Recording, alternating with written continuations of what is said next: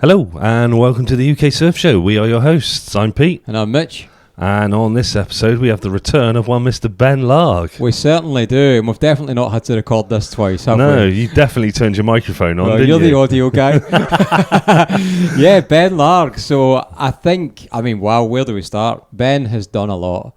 Well, yeah, even since he last came on, Nazare, RedBull. They had a documentary about his life, and he's only 18. Yeah. And getting battered by some adults, which you're going to find more about shortly. Yeah. And actually, I think Ben might be the first returning guest has been on the show. As in a guest that's been on as a guest and came back as a straight-up guest. Yeah. Almost, where is he now? Yeah. But it was only a year and a half ago. Yeah. And what a year and a half. What a year and a half Yeah, it I know. was. We've had guests that have been on for multiple things, but it's been like to do with like either Dom's been on loads of time for like shaping and stuff like that. But yeah, I think this is the first guest we've had back on. But he's done more in the last year and a half than me in my lifetime. Yeah, fair, yeah.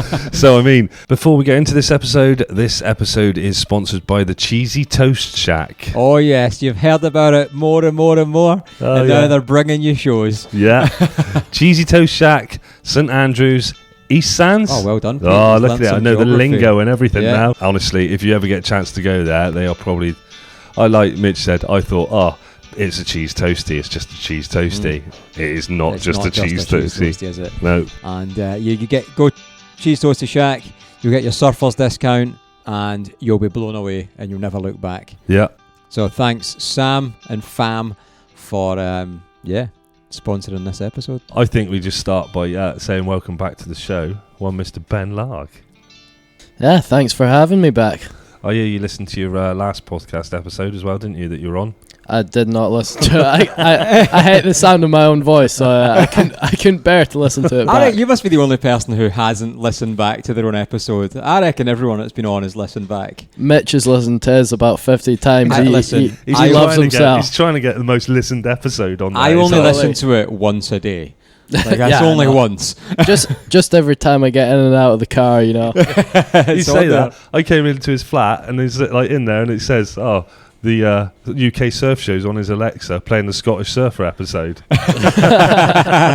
It's set to repeat. I honestly do not doubt that for a second. Absolutely not. Well, I tell you what, Ben, we were chatting on the way up here to sunny St Andrews, and we think you might be the first returning guest who's come back on as a guest. As a where is he now? Yeah, where is he? So that's quite cool, actually. Yeah. Well, I'm sure that there'll be more. Maybe Uncle Sam, when he does his one, he'll definitely be back on at some point. What does Uncle Sam do? Makes cheesy toast. He makes cheesy toast, doesn't he? He does it really East well. Sands. All the surfers eat his cheesy toast. So. We do. At a discounted price. I actually had my first cheese toasty the other day, and I've got to say, it did not disappoint. What did you think? It was fucking amazing. They're good. Yeah, it was really good. They are good. Yeah, really, it's funny because I always said when I found about the Toasty Shack, I was like, no, I don't pay money for a toasty. I'll make it at home. And then, cold surf, I was like, I'm having one. And then I was like, oh my God, this is a game changer. There's nothing else that compares. That no other toasty like it. That you could come out the water and want some, I don't know, like quinoa type fancy food. But the toasty's the perfect melted cheese and chorizo. Yes, please. Totally. Yeah. Brilliant. So when you were on the show before, you were, if I remember right, you were talking about wanting to surf Nazare and hadn't surfed these crazy waves.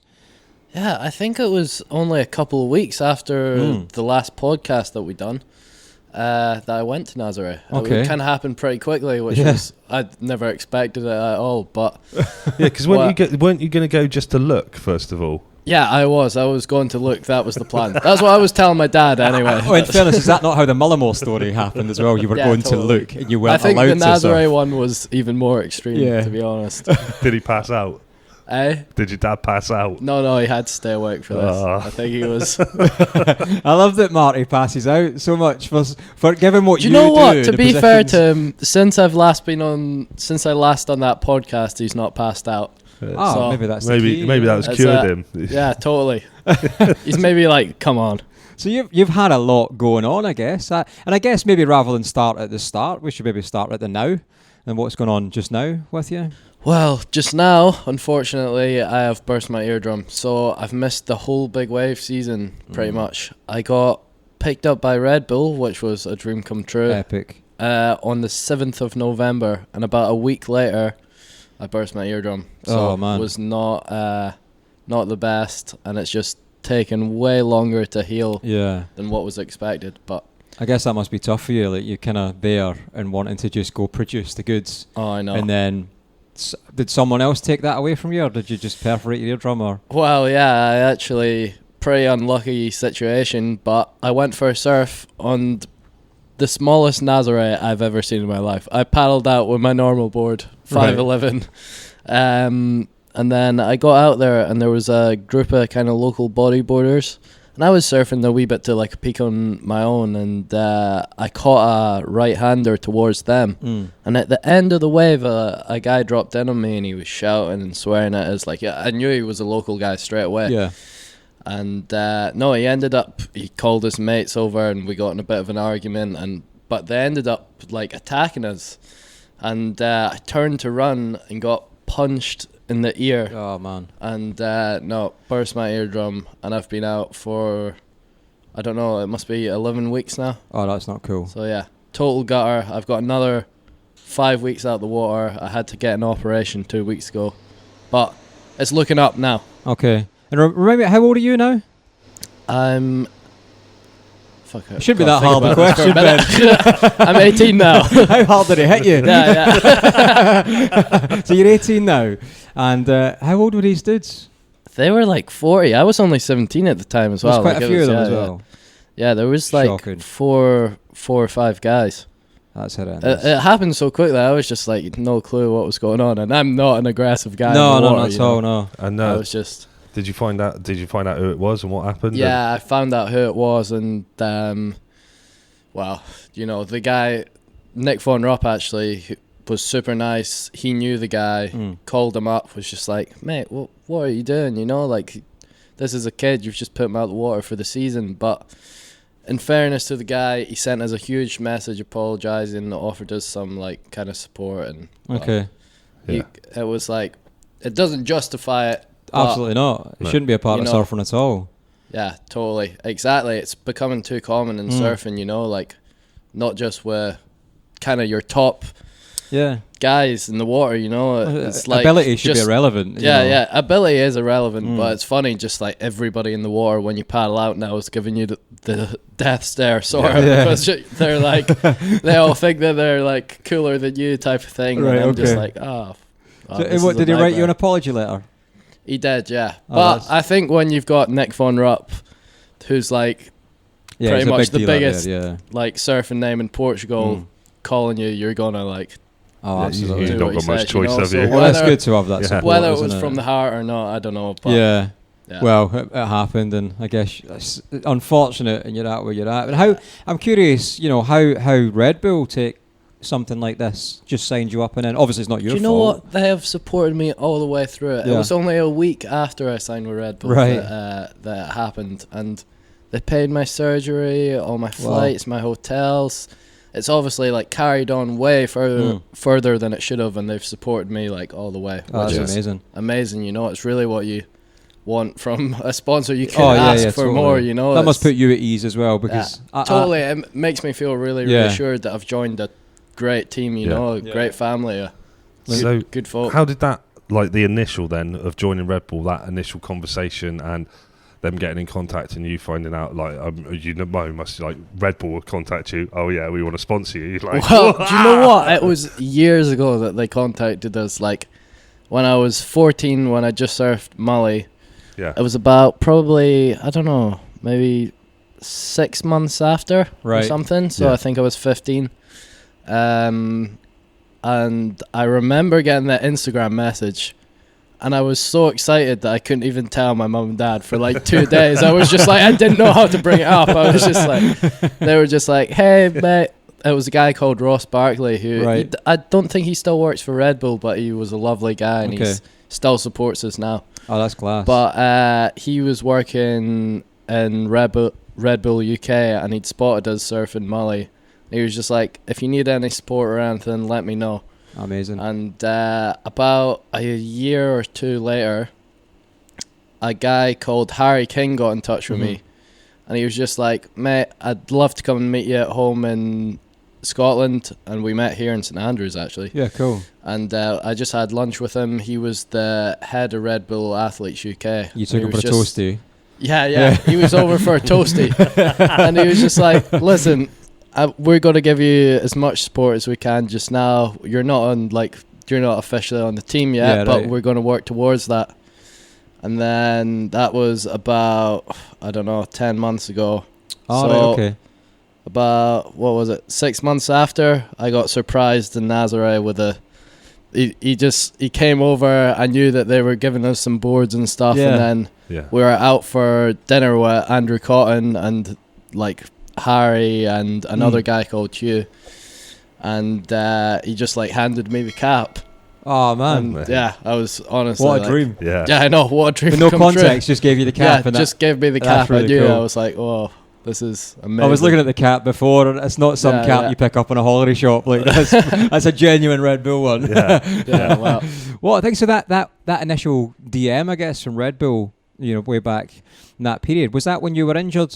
Before was that? It was when I was injured. Yeah, so it was when I'd broken my foot. So I told him I was out the water, and he was obviously like, "Well, there's nothing that we could really do too much for you just now, because he was just kind of scouting us out. But he was like, if you just like want help, like preparing your jet ski or something for getting it back in the water, we'll buy you a sled or like." I mean, that's epic. Yeah, it was nice. That was about that must have been about the same time we were chatting on the beach when I sort of found out, because I thought you wanted to continue with sort of regular competition surfing, if you want to call it that. I was so shocked to hear you say what it was you wanted to do, and you started going on about, I want to surf Nazare. I didn't expect that conversation at all. Well, I don't know. I just kind of, since I was young, like 9 years old, I'd always be watching footage of Big Waves. Yeah. And I guess it just kind of, as I went on in competitions, they got too competitive for us. I was just like, I don't know if I can it's not for keep everyone, doing this. is it? It's not for me. I'm not super competitive. I was just like, I'm just keen to do something else, and I love Big Waves, and I just started focusing on that. And so I guess going back to actually then going out, getting out to Nazare, looking at surfing it, looking at the area, going out on the skis and stuff. What's kind of your process there? What's the? I get you don't just go surf Nazare, do you? Well, on that same thing, how did it happen? The story of you dropping into your first wave on Nazare when you're supposed to be looking. So it was like, well, Nick took me, and I knew I was going to go surf actually, but I was leaving here. And my dad almost like never woke me up for the flight because he was so nervous he was just like, I'm not going to wake him up. And I remember getting up in the morning. I had to set my alarm, and I remember getting up, being like, right, let's go. And he was like, nah, just sleep in. And I was like, no, let's go. I flew over to Portugal, and Nick picked me up in Lisbon. I stayed with him for a couple of weeks, and he took me to Nazare. I remember heading out. He had 2 brand new jet skis, which I was just like, I wasn't even nervous because I was so like hyped up about these 2 jet skis. I'm like a total motorhead, and I was just like, oh my god, I cannot wait to get a rip on this thing. But then by the time we got out there, I hadn't really processed it properly, and he was just like, right, jump on the rope, and I was like, okay, cool. And we just towed the first wave. And had you done towing before that? Yeah, I had. I'd done a little bit. I bought a jet ski this summer before, and I'd been practicing all summer with my mate Max. Right, okay. And what's that feeling, that first time you go? Because like, I know you've done big waves and stuff like that before, but like, this is the wave that's known to like be the biggest on the planet. And what is that feeling the first time you drop into that first, like, your first toe into Nazare? What's going through your head? This is the question that I get asked the most, and I have no idea how to answer it. Every single time I'm just like, I don't know, there's no like words that I can describe it with. It's just like the best. What about if you explain the thought process of going down one of those waves you're not Nazare? Thinking at all. You're just like hoping. You're just totally like praying. Yeah, I know exactly. You're just like, I don't know, pure adrenaline in the moment. It feels what you'd imagine flying to feel like. You're just going so fast. I know. Just pure concentration. Had you surfed, like, comparing that to Mullimore, in the speed of the wave and the speed you go down it? Because I think Nazare is more of a sort of a sloping wave, isn't it? Yeah. It's not necessarily throwing and barreling. Nazare is definitely like the fastest wave going. Like I Have think they done guys speed must tests? hit like, no, they don't do speed tests, but I'm guessing that they're hitting like, I don't know, 40, That's nuts. Yeah. 50 mile an hour maybe. I'm not I can't I'm even not sure. fathom But that. What, that first wave then at Nazare, what sort of size was your first wave that you surfed there? the very first one was about probably 25 foot. Ah, so just a small starter. Yeah, then. yeah, just a little With baby Nazare. baby Nazare. Yeah. And then by the end of the day, I think I got about a 40 footer. But That's and then that was the only day we surfed, and then we went, like, Nick took us around loads of different places in Portugal. We went to the cave and like cool. Yeah. we went all around Sintra. Uh-huh. Yeah, it was a great trip. And then I think the last time I saw you was at the Wave, and I think it was your dad actually showed me a video of you wiping out at Nazare. Yeah, so that was when I went back in February.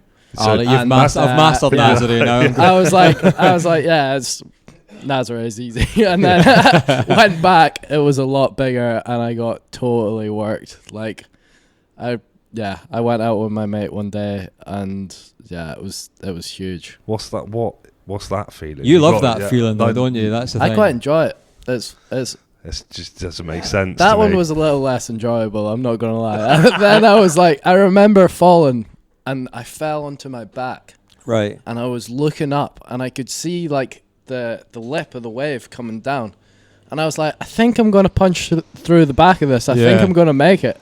And then all of a sudden, I just got like sucked right over the falls, and it felt, my vest got ripped off my back, like, yeah. Which I That think was a nightmare. anybody that surfs at any level, but they've got a bit of experience, whether they realise it or not, they probably know how to wipe out, like that instinctive survival thing. So in the moment, somebody would know where to dive, where to punch through and stuff. But knowing you're going to wipe out on a wave like that, how do you wipe out safely? Like, because it's not just a case of ditching, is it? You can on some of the waves in Nazare, but on that wave there was just like there was a rib that sent me flying, and it just came out of nowhere. It was moving so fast up the wave I couldn't even see it, you know. Right. And then by the time I'd hit it, it was just, I don't know, it was more luck. Well, it wasn't luck actually, because I pretty much fell in the worst place possible. But It's a good it was learning just luck curve. that I never got hurt, you know. Yeah. And what's the sort of equipment you're riding? So I got a 9 kilo Dillon Shapes Okay. toe board. That's my first toe board that I've ever had. And then Right. I got a 7 kilo one and a 6 kilo one. So And weight, I presume weight, is heavier better for winds and keeping the board on the water and Yeah. contact, yeah. So like up to like, I don't know, 20 feet we paddle in Nazare, and then anything past that it gets pretty tricky to paddle. Right. It's just like the wave's just not a paddle wave really. Yeah. But so then we go to like a 4 to 6 kilo toe board depending Okay. on how bumpy it is. Yeah. And then anything past like 40 foot you're on like 9 up to 15 kilos. 40 foot. It's Yeah. so casual. Yeah. Anything above 40 foot. And do you feel the difference in the weight as the weight increases on the boards? Do you feel Do you them know what? react? You don't even notice. No. It feels like a normal board, because see when you're hitting all the bumps and you're going that fast, Mhm. it's like, I don't know, it feels weightless, the board. Yeah, right. Do you ever get like Nazare days when it's like, you know, like you get here, like you get like a 3 foot and it's glassy or something like that? Does Nazare ever get like that where it's like it's really smooth? It's not like super bumpy, because every time I've seen it, it just looks gnarly. It's a really rare occasion. Like it's normally the start of the season, like kind of early season, like November time, Okay. if it gets like that. Yeah. But there is some days every now and again which are like the best days ever, you know. Yeah, right. But most of the time it's just mental chop. But Yeah. you just got to work around it. Just go out and Do you anything. remember your waves? I know, like, I mean, I'm not trying to compare my surfing, what I surf to yours. Please don't. At all, but no. But you know, when you surf, and even if you're good at a bad session, but you know you might have had a good wave within there or whatever. But even in that rubbish wave I might have had, but it's relative. Like, I don't remember what I've done on it. Like, I might in the minute remember that was a great wave, but I don't really remember what happened. I don't know, actually.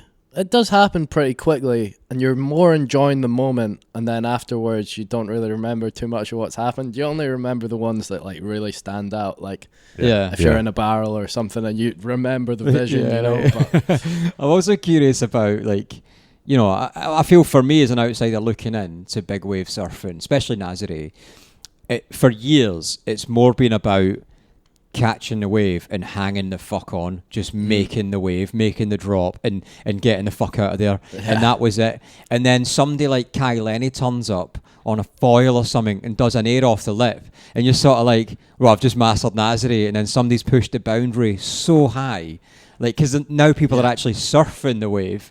Yeah, that's it. When you see like Lucas Chumbo or Kai Lenny like dropping to the bottom of a 60-footer and then just going straight back to the top of it and like hacking a carve, you're like, man, how am I ever going to get to that level? But you do progress slowly, you know. Like I can't do that on a 60-footer. I'm nowhere near it. But maybe in a few years or something, when I'm Kai or Lucas's age, I might be able to. But you just got to practice. And but it is mental to think. Like, those guys are so on top of their equipment. Like, absolutely, practice there. Well, Chumbo practices there every time they're swell. He lives out there, does he? He does in wintertime, pretty much. Do you ever get starstruck by people you meet out there, or you strike me as the kind of guy that's pretty much like, yeah, whatever, whoever, it doesn't matter, we're surfing, that's it. Not really, nah. All the guys, when you meet them, they're so normal that it's like when I met Chumbo for the first time, I surfed the biggest wave of my life. He came up to me on the RedBull ski last February, and he was like that. It was like towards the end of the day, like heaviest day of the season. They were all like packing up, and he saw that I'd been sitting there for ages. Yeah.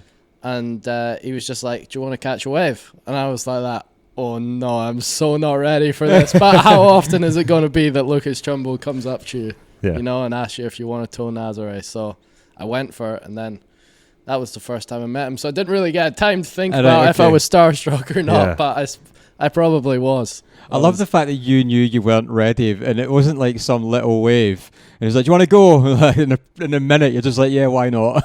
And I was just like, you just got to risk it for the biscuit.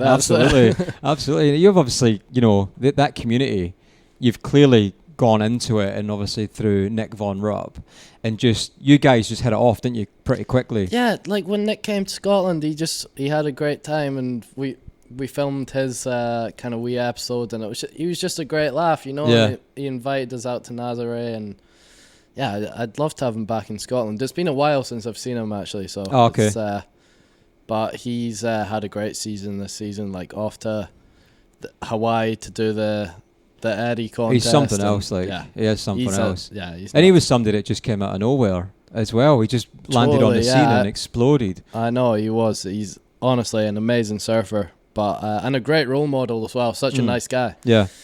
But Surf with anyone else good in Scotland? Hey? Brought anyone else up good to Scotland? Anyone else good surfers? Nathan Florence. I was going to say. Oh, mic drop. I forgot about him. Sorry, Nathan, forgot about you. He absolutely charged. Honestly, like, I'd never seen surfing like it in my life. Not slab surfing anyway. Like, he just he found an entry into every single wave that we went to. And like, up there in Thurso is the hardest wave I've ever paddled in my life. Well, I mean, before we even get into that wave, even the entry to the water for there, you couldn't take a ski, could you? Because it was like a 3-4 mile launch. Do you know? No, we took a ski the first time that I went with Nick, and it's a great wave for towing. To paddle, it is a nightmare, but Nathan made it look easy. The foam on that water as well. I think Nathan's. I saw all the videos of it. I think he thought he was genuinely scared. The foam was on the paddle out, the foam was like, I don't know, it was probably a meter. Yeah, we were paddling through the foam, but Actually, I just jumped into it, not even thinking. I was just like, oh, it's fine. I'll just hold my breath until we get past it. And then it was just like super rippy. Like I couldn't breathe. I was trying to like poke my head through the just surface. like that. Yeah, welcome to Scotland, mate. Yeah, totally. Just like jumped in. The funniest thing was actually we'd been for like half an hour before Nathan rocked up. All right. And there was like bombs coming through it. I was like, there's no way we are going to manage to I was like, there's no way we're going to be able to tow this. I had the jet ski and I was like, this just looks too mental. And then Nathan rocked up, had a quick chat, saw one like not a set wave at all. It was like the littlest wave that it came through all day, and he was just like, right, this looks sick, let's get suited. And I was like, wait, let's wait on a set. And then he was just like off straight to the car, came back down with his board and just saw like a huge set come through, and he was like, oh, I never saw ones like that. But by that time it was too late. He dragged me into it with him and we were going for it. So oh, well, you must learn a lot from people like that as well. And like you say, like just the way, because I think with these really good high-level surfers, it's not just about their technical ability to surf, reading the waves, reading swell, and just that understanding in the moment. If people could position where like Nathan Florence could, maybe like most surfers could get into those waves, but like I've never seen like anybody read waves like him. It's absolutely incredible. Yeah, it's like complete understanding. Like Nick even went to it was years ago, but he said that it was the hardest wave he'd ever paddled. Right, okay. He was like, he could barely make one, but when you see Nathan there that day, it was incredible. That's special. Yeah, but I was struggling. I like couldn't find the entry anywhere. Even though that, you were still there and you still took off on a few, didn't you? Yeah, I got a couple, but no mental ones like Nathan. We weren't even taking the sets, not even Nathan was taking the sets, but the ones he was taking were still like 10 footers and like 90-degree drops. Was there anyone else out there that day? No, just us. Yeah. The cameraman tried to paddle out. Sam Howard. Sam's going to be on as well, yeah. Yeah, he's a great guy, Sam. But no, he tried to paddle out, but then paddling through that foam, I think he thought he was going to die. And that's not cool. You wouldn't want to be. That's but not he where was you gutted. Like he had a total nightmare that day. Housing flooded and like. Oh no! I got her, but. Do you know what? Those boys, Sam and Antoine, turned around a great head at me and Nathan. So absolutely, yeah, it was cool. Really good. A good way to tell a story. Yeah, I was wondering in my head as well. Like it clearly doesn't work like that because waves are different. But I guess from a general perspective, I sort of think, man, if you can surf a 90-foot wave at Nazare, that means you can surf anything. But actually, it doesn't work like that, does it? At all. Like especially like Pete mentioned before, when we saw you last time at the wave, I think you just come back from that would have been the second session, is that right, at Nazare? When Yeah, and then you were just getting smoked on the Advanced Plus, like on like a 2.5-3 foot wave at the wave. I know, totally. That takeoff, it wasn't that one, it was the barrel setting. It was so difficult, but I think everybody was finding it pretty hard. Right, okay. Even I think I saw Lucas Skinner struggling and I realised, I was like, okay, I'm not the only one that's struggling on this. But that's the difference, isn't it, in different waves? Like you've just come back from surfing what is potentially the biggest wave in the world, and then you're going on to like a 2 or 3 foot wave and you're like, why isn't this all working? Yeah, totally. This is same as yesterday, isn't it? I had a nightmare surf yesterday and I didn't even catch a wave like the whole session. It was a complete nightmare. But you have other days you don't think you're going to be able to, or you do think you're going to be able to, and it just doesn't work. Yeah, totally. It's just what's the biggest you've ridden out, Nazare? Yeah, Nazare probably. What do you I don't know, 60 feet, Jesus. 65 feet. I suppose there's got to be a point. I mean, for me, it's probably like 8 foot. Once it's above that, it's just big. It doesn't really matter how big it is, other than the fact that I guess it's a Guinness Book of Record moment if you get that big. But is that the case? If somebody said to you it's 40 foot, or they said it's 45 or 50, does that even matter? Because it's so big. It's not like I don't know. I used to think about it more, but now I'm not. You just think of it as a wave. Just go for it. But then I do think like when you see Sebastian Studer's wave, that 86 footer, that was like a different level. That's the biggest wave in the world that anybody's ever caught. And you look at it like, oh my God, that thing, like how could you survive if you fell on that wave? Like there's no way. These like the ones that are 40 to 60 feet are like, they're trying to kill you. It's like that 86 footer. It's got. Have you been there when it's been that big? Yeah, I have, but it's mental. I went out, and that was the day that Chimbo told me onto that. Like, it was about a 60-foot wave, but yeah, the ones that they were going for were insane. Like, how good's the rescue equipment? Is on what you're wearing, the pool vests and the life vests and stuff? It's all like, yeah, it's good. I mean, have you ever pulled the tabs and it's not surfaced you? No, never. I wear a company called Blue Soup. Mm-hmm. That make vests, and they make great life vests. Okay. And the guy there, Mark, he's a super lovely guy. Right. Okay. But no, they've always got me to the top. Like, it doesn't like happen straight away. Like, everybody thinks like you just pull the vest and you pop up, but you're still under the water, but yeah, it's always like maybe like only 15 to 25 seconds, and then you pop up after that. Only 15 to 25 seconds. That's a full on. I'm never surfing again after a 15-second hold down there. That's where I'm at. And then but no, they always. It's always took me to the surface anyway. I guess it's actually like it broke one time as well. Like, the back of it broke because I accidentally pulled 2 of the inflation things at one time. Right. And then like it kind of busted at the back, but it still brought me up, which is amazing. It doesn't just bring you up, it keeps taking you totally another 60 foot. I know. Lucky it didn't put helium in it. I guess that trust in the equipment though makes you able to, if you're not thinking about the safety aspect so much, you can just concentrate on surfing. Yeah. Totally. That's it. You gotta just rely on your equipment, test it, and when guys like they're still perfecting like the best now, and upgrading it every year, I remember my mate telling me he's a big wave surfer in the UK, and he got his first inflation vest and he tried it on in the shower, but somehow his arm was on the inside of the vest. I don't know what he was doing, but then he pulled one of the tabs, and obviously does it get tight when you pull it? It got really tight, and he couldn't get his hand out. But he was in the shower in this room he was in this block,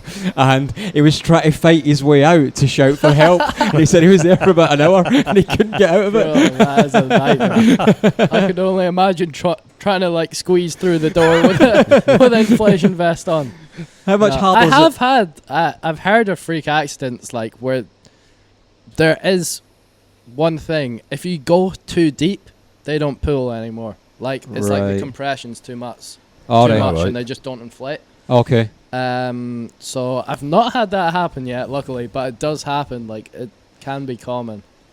How much harder do you find it to? It's super restrictive wearing it, or I guess you just get used to it. Like no, they're not restrictive. Oh, they're not. Like the new ones from Blue Soup. I think maybe a few of the other models are like. Yeah. But no, I've never found it that restrictive at all. So, I was going to say, like, so when you probably don't get it, so I'll ask you. But when you paddle into a wave and it's big and you go, oh, no. When you look down. You sort of look down and you go, no, I'm not going on that. If you're being towed into a wave and you look down and think, oh, no, you're still going anyway. No, but you're already on your like feet. There's like a pretty fine line. It's like there's definitely only like 1 or 2 seconds that maybe not even 2. Like so 1 second where it's like the decision, like, I can pull off now, or it's full commitment to this. But that's the difference, though, because you're already on your feet and you've still got the rope. So you, like you said, you could pull off. But I guess my issue with that exact same question would be, it's not the fact that it's steep; it's the fact that I've still got to worry about popping up. Yeah. And then I'm not sure what I'm going to be. Do you know what is? The thing is, you always commit at Nazare because. You could pull off the back of a 50-footer and behind you there's an 100-footer and then it's like, so it's just like, you gotta go. You're out there to go. It is in like surfing smaller waves as well. Hesitation's always a thing that does you, isn't it? It's hesitation, that's it. As long as you don't hesitate, so I don't even think about it. Yeah, that's what I was going to say. Because you're going like, no, like you don't want to do it. No. No. What the hell? No. Going over, you go no, and then all of a sudden you're like, fuck, I'm going anyway, and you're I suppose you're moving so fast that bit of I don't want to go is gone, and you're going anyway. Totally, yeah. Yeah. And when you're on the rope and the driver puts you, you kind of feel when he's putting you on the wave, whoever drives, normally it's my mate Max or like Sergio or Nick or Chimbo, and when guys like Chimbo are towing you on and you pull off the wave, it's embarrassing. You don't want to pull off. Yeah, right. And so who is it? The driver it. that tends to make the decision as to what waves you're Always going on. Makes the decision. The drive, right? Okay. Yeah, always. There's a lot of trust there between the two. Loads of trust. Yeah. More trust to pick you up if you fall. I think, I'm sure everyone listening has seen the videos of these insane rescues that happen at Nazare's, and there's so much trust and professionalism. Yeah, I was going to ask, one of those things about rescues, when you see the rescues at Nazare and then like the skis going in and there's so much like foam and everything coming over the top of you being pulled on the back of it, how do you breathe in that? Because like you can't, it's just... Yeah, I don't know. Sometimes you pop up and you like, there's so much white water around you, and you're just like in such a daze. You're not even kind of thinking about it. Next minute, like your driver's there with his arm out, ready to pull you onto the sled. Have you had one? To be honest, like after coming up, that feels all that foam and stuff feels brilliant. That's that's the best bit of the wipeout. That feeling of like, even in like, if you're in big surf, say you're in like 8-10 foot surf out in the sea, and that white water hits you with such power. Like, I just can't even imagine the power of it coming off of like a 60-foot wave and like just engulfing you. As like you see the videos of people being pulled away and the white water's like coming over them, and they're being towed away on the ski, and they're in it for like, well, it looks like minutes, and they're just like totally submerged. I'm thinking, you've just been under for like 4 minutes, and now you're like 3 minutes, like straight away into another 3 minute of like white water going over you. Like amazing ski drivers. It's a real skill to be like to be good at rescuing folk is amazing. Like there's some guys that like can't do it, and then there's other guys who are just like amazing. I guess it's a testing ground, and if you can't, you're getting called out quick, I presume. Yeah, but it's not like you're getting called out quick. I don't know, some guys just have a skill for like driving. Like Sergio Cosmo is pretty much one of the top drivers at Nazare. Okay. And he used to be a rally driver, drives motocross, and then he's got the surfing experience to go with it. Sure, and the combined skills are just incredible, he picks you up so much faster than anybody else. Okay, that's the one you want. And then you got like Chimbo, who's had like years of experience, like totally crazy on the jet ski as well. Like he's psycho, but he's going to pick you up. And then I got great other friends. My mate Max Miller-Cooley, I don't think he's ever missed us on a rescue. Oh, amazing. And then like Nick and all the guys you know, everybody that you see driving the skis in the video, whether they get wiped out or not, it's like they're all super experienced. The jet ski wipeouts are savage as well. But they're on the... It happens almost every day as well. Right, okay. Like it's like 3 skis will be on the beach every day. Yeah. So. And I'm curious about your training. Like, obviously you must be doing sort of physical training. I presume you do breath work. This winter, I'm not going to lie, I've not been doing a lot of training at all. I just, being out of the water, I've not kind of found the motivation to be doing it, it's kind of hard. When you've got, like, no target, it's just, I know that the season's going to be over before I get back in the water, so I just got to train all the way through summer again, and then I've been training with a guy called Ben Jenkins at Lift Coaching. Yeah, I know Ben, and he's a lovely guy, and he's always pushing us to train. Ben, and I'm actually just starting back after the operation with my ear now. Yeah, okay. So kind of getting back to it after a good few weeks. Ben likes to steal surfboards off people whilst you're riding them. Oh, yeah? Yeah. Did you not see the video? No, I never saw it. Ben and Alan were all surfing down in Cornwall. And I think Ben was surfing finless. He was just messing about. And we were all messing about. I dropped in on him purposely, and it's all on the GoPro. And he caught me up and literally grabbed my rail and flipped me straight off the board. But then he grabbed the board. Oh my God, it with him, but that is such a laugh. Just dragging you dragging you along by the leash. The sequence on the GoPro is amazing as well. I'll teach you for dropping. I know, he's a really nice guy. I mean, like funding Nazare. Like, how do you do that? Is that through like RedBull, or is it through different sponsors, or is it self-funded, or what? How do you do it? Well, now it's through kind of RedBull and O'Neill, and well, that's it's nice that I finally got picked up by Absolutely. like a good enough sponsor to keep us afloat, you know, which is it's cool. It was I'm always not like coming I'm to not you, driving around in a Ferrari or anything, but it's like you know, it's nice to like kind of just you can be completely focused on just surfing. Yeah, totally. Unfortunately, not this year, but next year. Well, for anyone else like, listening, you know, Ben's still humble. He was in here emptying bins when we turned up. He's still Totally. Ben from the block. I still work for Uncle Sam every now and Keeping again. it real. He normally drags us in to work for a few weeks and earn a little bit of extra cash. Where's Uncle Sam work or have? I don't think we've mentioned it before. So we're in the Toasty Shack. That's right. Mitch hasn't mentioned it before, I don't think. Yeah, no, never. We're in the other one though at the minute. We're in the Duke. Yeah, this is the new kind of. This is the classy cheesy It's like the toast shack. high-end version. This is at West Sands. This is West. This is where all the posh people come. This is the Posh end of This is the St golf Andrews. course. It's literally side. St Andrews Golf Course. You open the Yeah, front door and you're on it. That's right. Yeah. I know. Yeah. And so you know, we've obviously spoke about Nazare. We spoke about Red Bull, but another big thing happened in your life, and that was your documentary, Ride the Wave. Yeah. So that was premiering all this summer. It was kind of talking about different film festivals, and then it got released to cinemas, and now it's on Amazon. Wow. But no, it's that was crazy. It seems like such a blur. The kind of few months that got released, it was just we're always kind of like I was cutting about doing like a few talks and stuff on stage at cinemas, and that was like. You guys were asking us if I was nervous, like doing this today, but I was like, nah, I'm fine. And I was wondering how it was, but it's because like going up to like stand in front of all those folk, that's.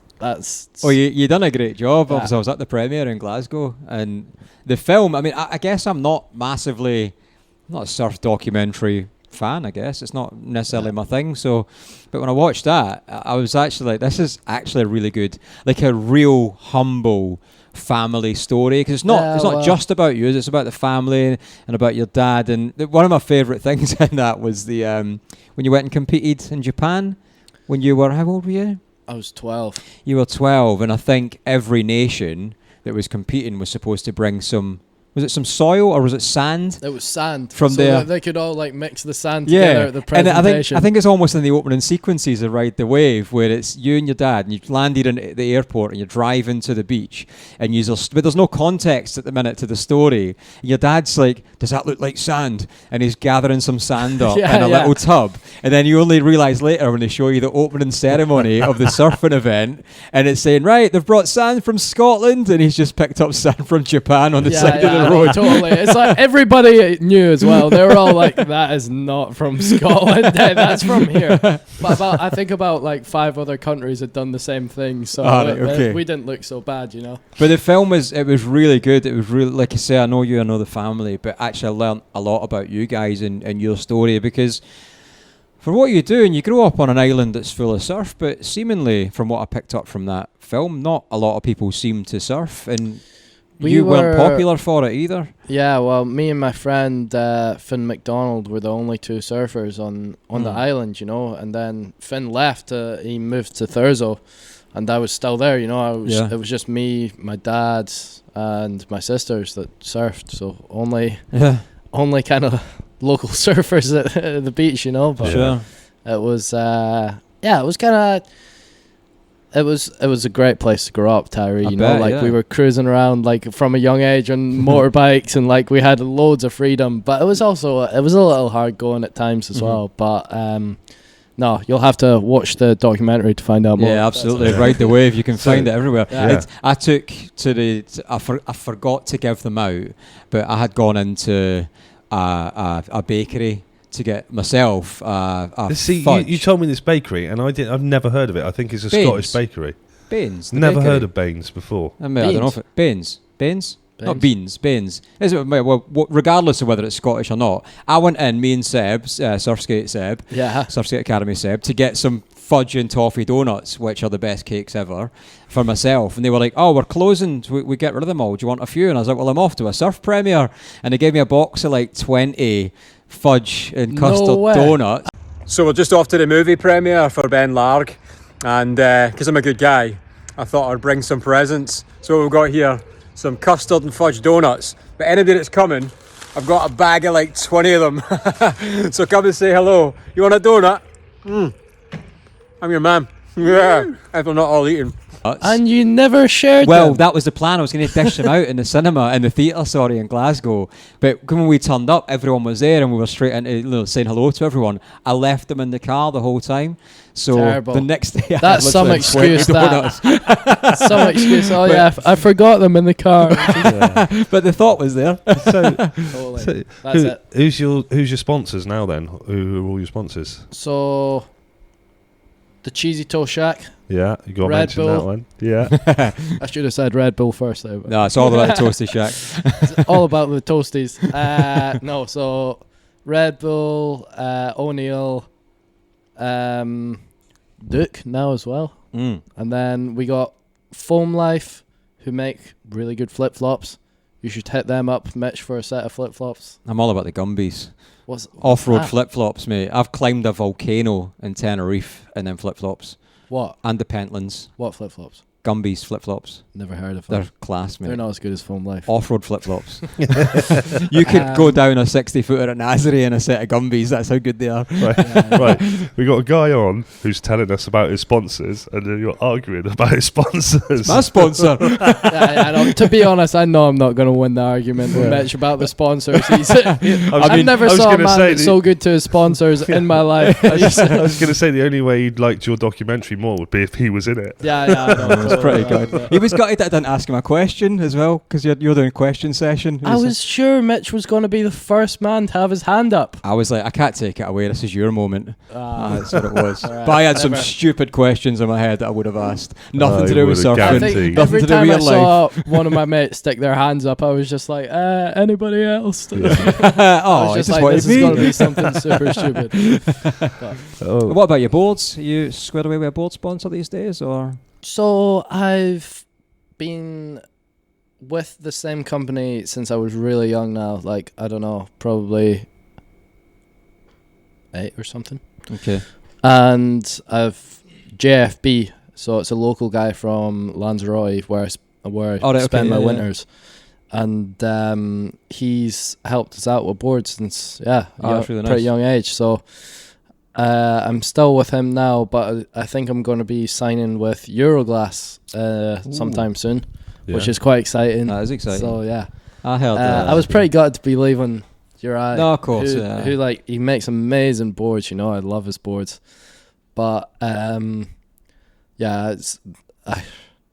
demand for boards is getting kind of higher and higher, and I don't want to like put all the pressure on him. So no, fair I think enough. and switching over to Euroglass, which is great. You know, the guys there are so sound. Fantastic. Yeah, that's great. Yeah. And no, I'm looking forward to working with them actually. And what was the other one? Your vest tops? Who were they? Blue Soup. Blue Soup. Also another great sponsor. They've been helping us out since I was like 14. Since I surfed Mully, they sent us a vest when I was going to Mully, which was really nice, and they've supported us till now. Brilliant. Yeah. Hopefully. So, last time you were on, we asked that question of what's the best wave you've ever caught and what's your worst wipeout. Has that changed? No, because I've missed the whole season. Maybe it would have changed, but it's still the same waves, I think. I don't know. You hadn't surfed. Is Nazare not up? Yeah, in you the hadn't best? surfed Oh, Nazare. yeah, that's right. I hadn't surfed No. Nazare. Okay. Well, my best wave, I think it was still the one in Mully. Yeah. I don't know. Like, that was such. I that was the remember the cover one shot, from wasn't Mully it? so clearly. Like, I remember That was when the I first big wave. It was the first time I'd ever stood on a toe board in my life. Yeah. It was like, I remember looking back at the wave just as I'd like let go of the rope and just being like, oh my God, I can still picture it now. It was it was just huge. Well, that photo, probably without realising it, that cover shot, that photo probably opened more doors than you realise. And thinking about it now, because when we had that conversation about what you wanted to do with your future, and you mentioned Nick Von Rupp being your sort of your hero in big wave surfing, and I went away and had a chat with Nick. What cover shot was this? Was it not on Carve, that one in Mully? It was on the front of something, wasn't it? Mm-mm. There was a photo of that somewhere when you surfed. I had no photos of Mully that day. Where I had was that? one video, but no, never. There was a photo of you charging something massive. No, there was a video of the Mully one. And Oh yeah, Carve Mag did put Steve was- put on the. Yeah, It wasn't on the yeah. magazine. It was on his Instagram page. All right. So that but- went. So when I spoke to Nick about you, that was the photo I sent. Oh really? So that, yeah, because I was like, it wasn't just of check out this. Here's someone else wants to surf Nazare. I was like, this is Maybe somebody I actually- had one photo. There was a A photo. very blurry photo. I think I might have been. I can't remember. There was It so definitely long a photo, ago. but I think that I mean, talent obviously in abundance. You were always going to get there, but I think that photo has probably done more than you realise. Yeah, Like some maybe. door opening. But what I mean, what a moment! Yeah, Like that's something totally, else. it was good. so, It was so no, but I Mully's- think it's still the wave I remember the most. I remember like when I came off of it, I was just like, it was pure like stoke. I was just I remember all the boys were on the skis in the channel as well, and they were so sound. All the Irish guys, Yeah, Pete right. Conroy and What a Dylan guy. Stott. He's an amazing Peter Conroy guy. is a great guy. You've had him on, haven't you? Yeah. Yeah. I'd love to go to Ireland just to see him because he was literally. I think if we'd just let him go, it would have been the bluest podcast that's ever been recorded on Earth. It was just every other word was a swear word. He was amazing.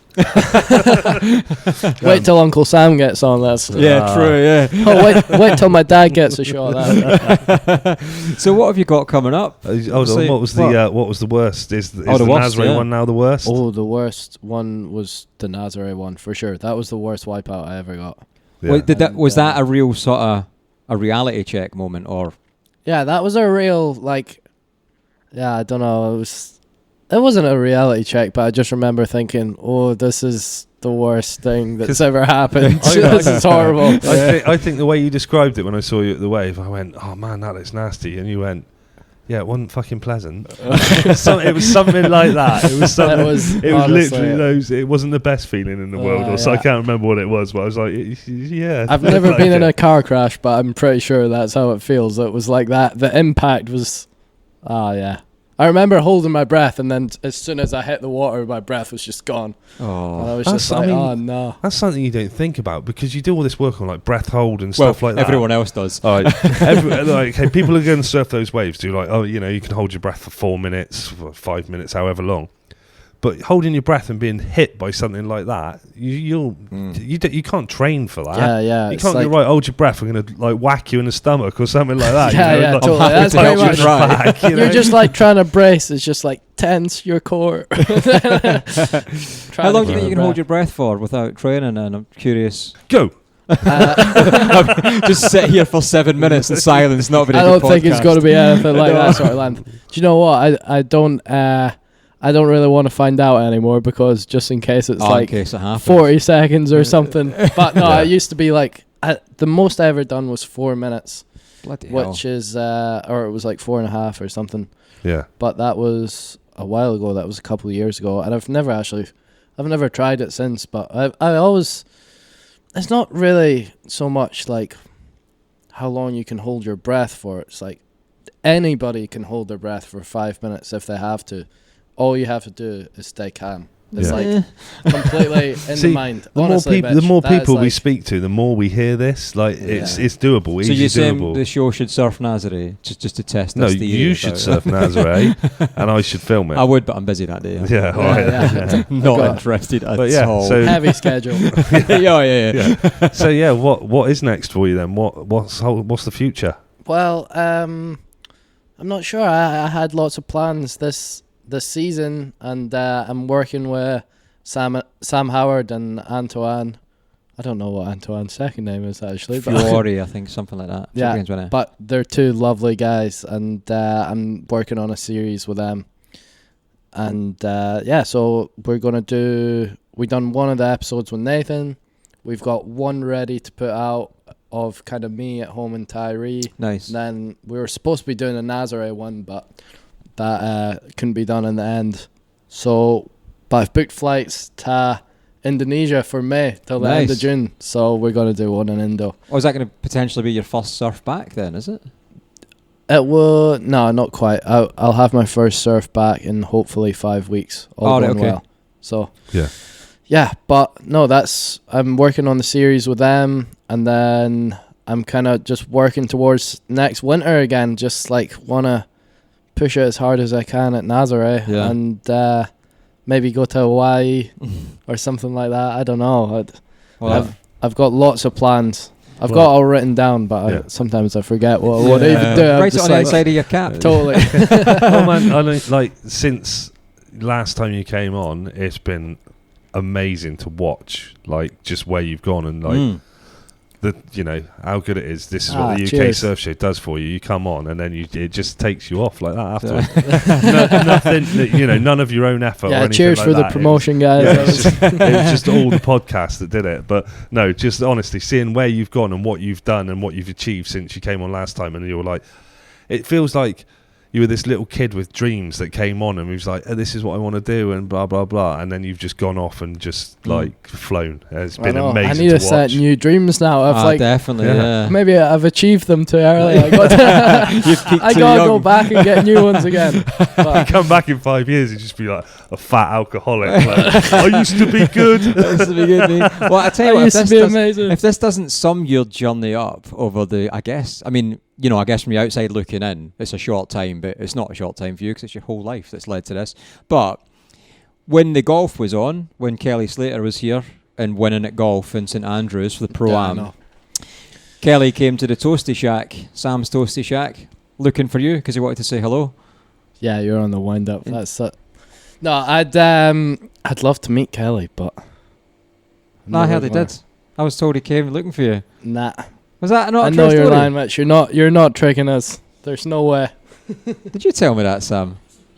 So I'm sure he came to the Toasty Shack looking for you. Nah, there's no way. I went looking for him, maybe. You were in the wave. You were at that comp. It'll just be Suds. Some other bald guy that looks like Kelly. Other bald guy. No, Kelly Slater is a guy that I don't know, I always seem to like... He's been a few places similar to...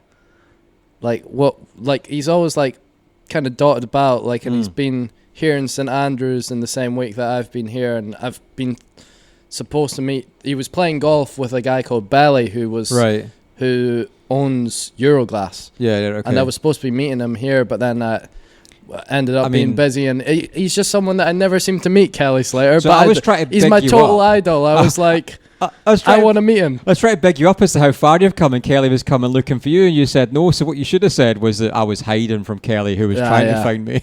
I know, totally. I gave enough autographs that day. I couldn't stomach another one. Well, Ben, man, we genuinely, reiterate what Pete said. It's been amazing seeing your journey, and not just representing Scotland, yourself, the family, but all the UK surfing. Not many people, especially at the age you started doing that at, across the globe doing what you're doing, and I can't wait to just keep watching and see where it goes. So cheers, guys. Man, if you want to tell people where they can find you, check you out on the social media, of which you're now stepping up the social media game. I did notice he now posts on social media a bit more. Yeah, I know, totally. My social media, it used to be like one post every 2 years, and then now I'm like starting to get like it's going to like one every 6 months. It's like I'm trying to up my game a wee bit, but one day I'll be like Mitch on social media, up there 20,000 followers. Oh, you'll be there in no time, mate. One day I'll be there like you and can't surf. That's never going to happen for me. So where can people find you? My Instagram's Ben Larg. I don't think I have a Facebook page. Maybe I do, but no one uses Instagram's Facebook. Ben Larg, and that's about the only place you can find me, I think. Or you could watch my documentary on Amazon. There you go, yeah, Ride the Wave. It's definitely worth a check out. Or if you want to contact him, his number is 07. Is there enough people that watch? How many views did the last one get? The you couldn't wait to bring that up, podcast. Ben, could you? The last gave one him of that yours. Yeah, I know.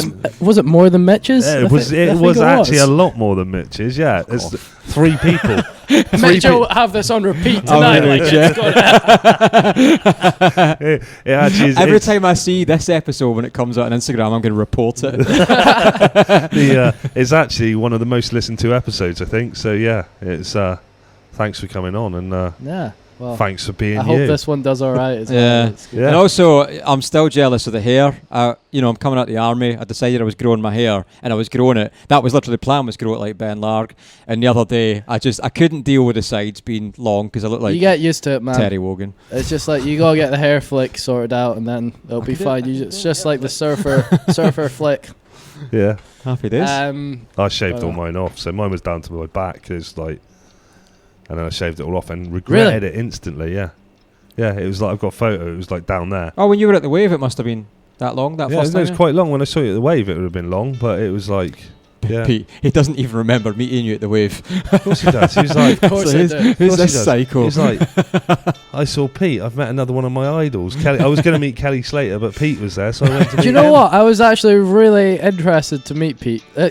I talked to him on the podcast, and then I was just like, these Yeah, guys you seem said there was sound. that- I'm actually Sound, keen to meet these guys, and then I just bumped into you. Yeah, at the and Wave that disappointed weekend. immediately. And you said like he was with that guy that seemed really nice, but now he's with some right idiot that he does a podcast yeah, with no, now. totally. So yeah, That's how it goes, yeah, isn't it? that's how it goes. Downgrades. But Anyway, we're just episode now- 29. Make yeah, sure you listen yeah, to it. Yeah, no one's listened to it.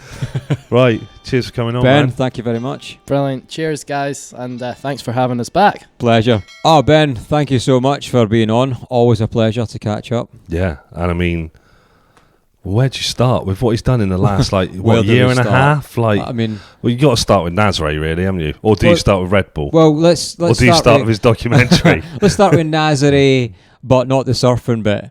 Yeah. A load of adult men, 40-year-old, 30-year-old men, pinning down a kid. Well, he's not a kid, but Yeah. you know, a young adult, and kicking fuck out of a kid, and then using the excuse we didn't know he was a Red Bull surfer. That's what normal people are all right though. Yeah, It just but is it's normal straight people. up fine if you're not a Red Bull. So if you're a monster rider, Yeah, it's fair game.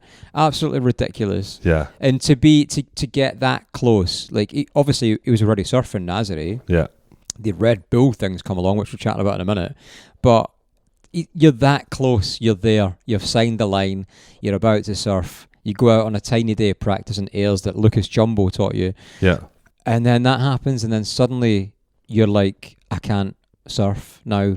You missed the whole season. Yeah, That's devastating. That must be pretty hard in your own mind. yeah. It's just, I just don't even know. It doesn't need to happen, does it? Stuff like that. It's just, No.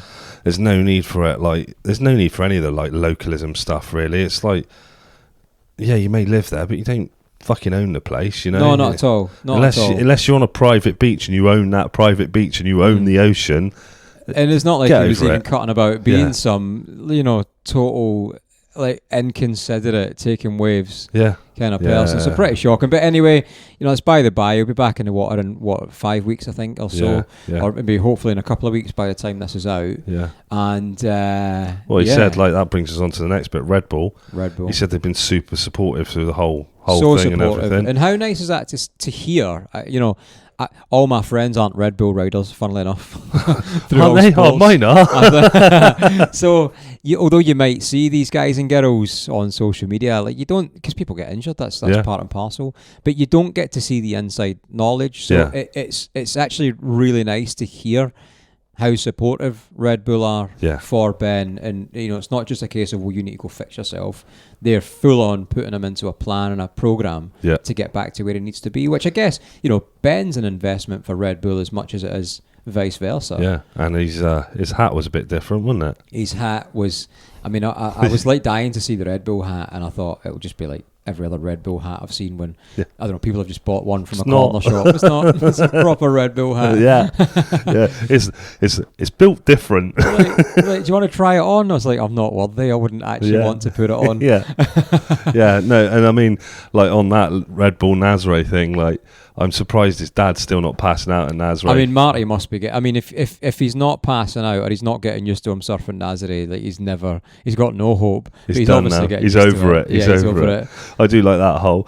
I wasn't gonna like when he came on last time. Yeah, well, I just went out to look at Mully, and I was just like, I just went on one, and he said the exact same thing about Nazare. I He's just went obviously on got one. an issue there. Yeah. And he's just happy to send it, which is to be fair, that's why he's at where he's at. Yeah, If you don't go, you don't know. And that wipeout, man. If he sends us the footage that we could overlay on that, it's just It's savage. yeah.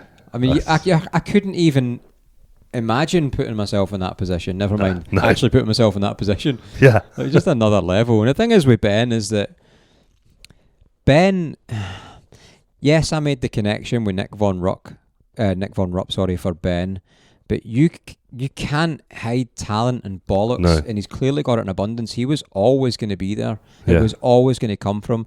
And for me, if I made that connection happen and it happened one day earlier than it would have in his life, that's amazing to have been part of that, and to help a mate and a family that I'm friends with it's honestly an absolute pleasure. Yeah. So I do have an invested interest. Yeah. And I felt guilty the first time I saw Ben surfing. I was like, oh shit, I'm actually partly responsible for some of this. And actually, his mum and Iona and his dad Marty, they did come to me at the premiere of the. We'll talk about it in a minute, but at the premiere of Ben's life story, we're like really thankful for what you've done. And I was like, oh, I hope you're not going to have a go at me because I feel really bad. I'm so happy it went well. Yeah. But it's premiere as well. Ride the Wave. Genuinely, I'm not a surf documentary type of person, and I guess that's because I didn't grow up surfing. It's only been for 9 years I think we've established, so next year I can surf. So debatable. Debatable. So with Ben, there'll be these global names in surfing who I know who they are because I know the names. I've heard them all the time, but like Andy Irons, good example. I knew the name, but I had no idea who he was until about 2-3 years ago, until I watched the documentary out of curiosity. And if you're not round it and grow up with it, why would you? Yeah. But that was a great documentary, don't get me wrong. But so maybe an invested interest with Ben, but at the same time, it's a genuinely fantastic insight, to how somebody goes from, living on this little island off the coast of Scotland, Tyree. Yeah. I think we said 700 people on it in total, and they leave for the winter. Everybody leaves and puts down tools and leaves. Yeah. And an island that's full of surf and nobody surfs. Yeah. And he was getting bullied for surfing, like fucking arseholes. And I wonder if that's what makes somebody progress to the level they've got to. I mean, I got bullied at school. Not enough, obviously. I guess not enough. It's not pushed me to do anything like Ben's doing. Yeah. And I'm fucking reaching out to anyone if they know them. I want to know who they are. Yeah. Want to know what they're doing now. Yeah. Their life, because he's gone on and taken that. And it shouldn't have to be that way. Yeah. But the documentary is absolutely worth a watch. Ride the Wave. I think it's fantastic. You got a load of donuts to share, didn't you, at the documentary? The donuts. They gave me, I mean, you have done nothing this week, or we have done nothing this week, but eat custard and toffee donuts, or They're custard not bad. fudge donuts. They're not bad. I think they're the best cake you can buy. And they gave me this whole box of them, and I've had them in the boot. But when we parked up outside the theatre in Glasgow, it was just so nice to catch up with everyone I hadn't seen for ages. The plan was to take them in, and during questions, so Ben mentioned he was gutted that I didn't ask a question, but I was doing my best to not make it about me. Yeah. But the thing was, I was going to go in with the donuts and just stand up and say to anyone, I want a donut. Yeah. That was the thing, and that was the point where I was like, I don't have the bloody donuts, they're in the car. And I ate them all. I was like 15. Doesn't surprise me. But I mean, thanks a lot to Ben for coming on. Yeah. I mean, it's great to catch up with him and see what he's done since we last spoke to him. Yeah. And We really look forward to seeing your onward journey, Ben, and see where you take it, and especially just getting straight back in and hit the ground running. Yeah. Like, we don't need to give you the advice on what to do, but I'm sure he doesn't need it. He doesn't need it, not from us anyway. Not from us, no. But you're always going to have massive fans, Ben, from the UK Surf Show and the listeners, so man, wish you luck. Yeah. And so we've still got a few Nuki episodes to come out, and mix it in with some Scotland episodes. I think the next one will be a rundown of the Scotland trip, like we did with the Nuki trip. And then we've got Nuki in Scotland and other things in there that we've got to get done as well, actually. People that we didn't get to speak to that we were meant to speak to. And we had a surprise one today, didn't we? We did have a surprise one, but you'll have to listen to the next episode to find out about that. Definitely. Thanks to sponsors of this show, Srface, that's Srface. Head over to Surface Wetsuits and you will get 10% off anything you order by using the discount code UK Surf Show 22. And if you want to get 50% off the annual edition of the Adrenaline Athlete Training Program, which is a strength and conditioning program designed specifically with surfing in mind, and this is a home program or a gym version of the program. I have used the program for the last year and I swear by it. If you want to use the home edition, on the Adrenaline Athlete website, use the discount code SURFHOME50, and if you want to use the gym edition, it is SURFGYM50, and that is 50% off the annual membership. So, see you later. Cheers. That's a good job, boys. Yeah, cheers, man. You guys' questions are great. Honestly, it's I've done loads of interviews now, but it's never like questions are always the same thing. I always like, wonder though because.